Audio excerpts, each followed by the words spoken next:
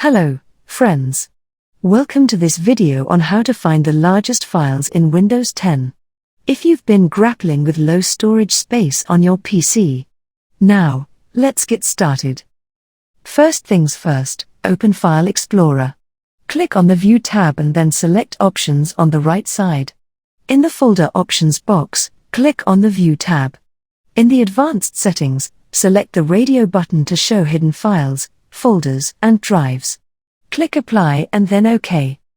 Next, select your drive from the left side. To find the largest files, click on the search bar on the right of File Explorer. Type an asterisk, and press Enter on your keyboard. Windows will start searching for files. Now, in the search toolbar at the top, click on the Size drop-down under the Refine section.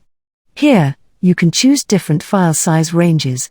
For this demo, I'll select the medium range, from 1 to 128 megabytes. After the search is complete, click on the View tab again. In the Layout section of the toolbar, click on Details. Then, click on the Size column to sort your files from largest to smallest. Scroll down, identify files that you no longer need, and delete them. A quick reminder, please exercise caution and refrain from deleting any Windows system files, as it could lead to complications. Now, if you found this tutorial helpful, don't forget to give it a thumbs up and subscribe to the channel for more tech tips.